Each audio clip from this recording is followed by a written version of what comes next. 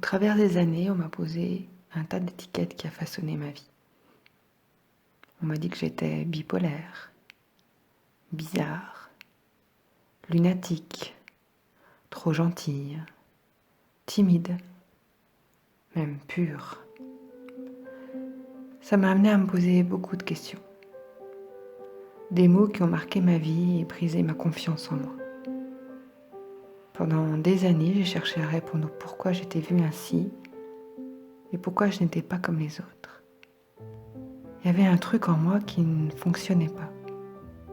J'essayais de comprendre pourquoi j'étais au monde, pourquoi je vivais si intensément les choses et surtout comment m'endurcir. Mon manque d'assurance, ma sensibilité accrue, mon sentiment de décalage m'ont amené à chercher des réponses aux nombreuses questions sur moi. J'ai commencé par lire beaucoup de livres sur la confiance en soi, notamment de Christophe André. Et un jour, je suis tombée sur un article qui parlait d'hypersensibilité, dans lequel j'ai compris que je n'étais pas seule à vivre ça, que j'étais normale. Une nouvelle étiquette plus juste venait de se déposer, celle de l'hypersensibilité. Naissait une nouvelle identité sans que je m'en aperçoive. Ce n'est que quelques années après que ma coach business a mis en lumière réellement cette hypersensibilité. C'est à ce moment-là que j'ai fait le lien entre ma vie passée et mon hypersensibilité. Je me souviens que j'ai toujours attiré les gens qui se confiaient facilement à moi. J'ai souvent entendu des gens que j'étais douce, empathique, parfois effacée ou inaudible. J'ai pris aussi conscience que j'étais toujours curieuse et que j'avais besoin de comprendre pour assimiler et transmettre ensuite à d'autres personnes. Et enfin qu'il était vain de chercher à m'endurcir quand mes émotions me faisaient défaut, dévoiler ma vulnérabilité.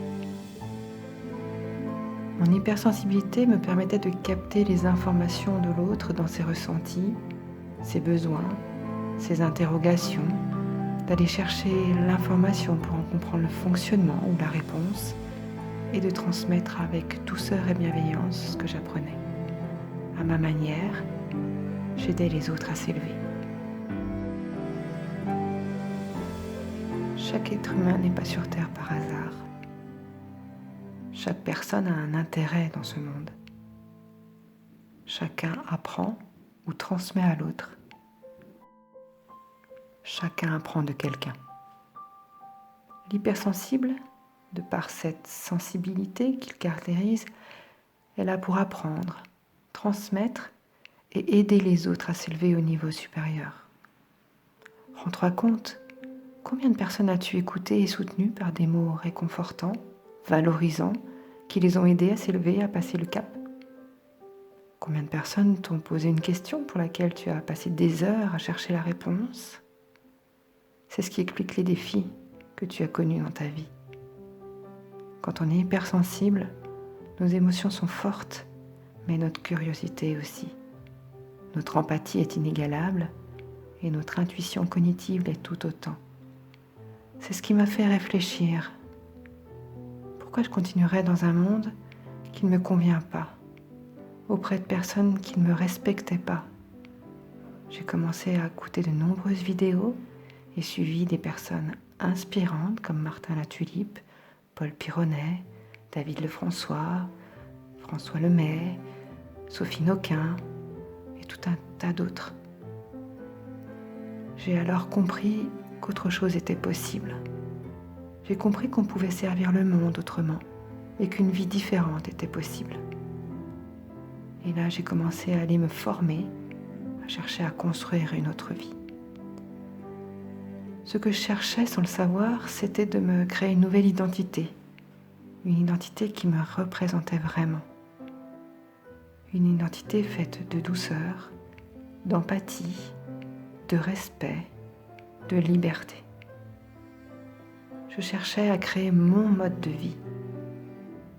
Pourquoi je devrais vivre comme tout le monde, selon les mêmes horaires de travail ou de repas, faire les mêmes activités, avoir les loisirs valorisants aux yeux de la société, J'ai alors compris que ma haute sensibilité n'était pas qu'une force, elle était tout un art de vivre, c'est-à-dire un ensemble de comportements, de valeurs, de réactions qui me correspondent en tant qu'hypersensible.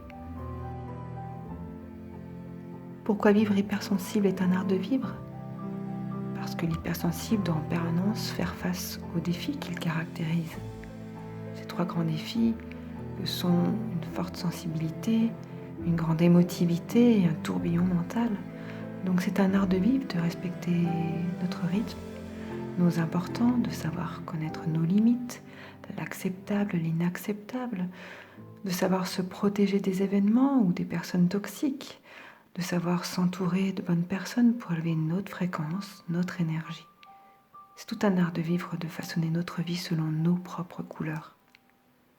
Ma mission est de façonner cet art de vivre et de l'incarner. D'incarner cette nouvelle identité pour la transmettre à celles et ceux hypersensibles comme moi qui veulent sortir de ce marasme, de ce qui les empêche de vivre sereinement et d'élever leur fréquence et celle de leur entourage. C'est ainsi qu'au fond d'eux, ils pourront vivre en harmonie dans une haute énergie qu'ils transmettront à leur tour à d'autres humains. Elle est là, ma mission.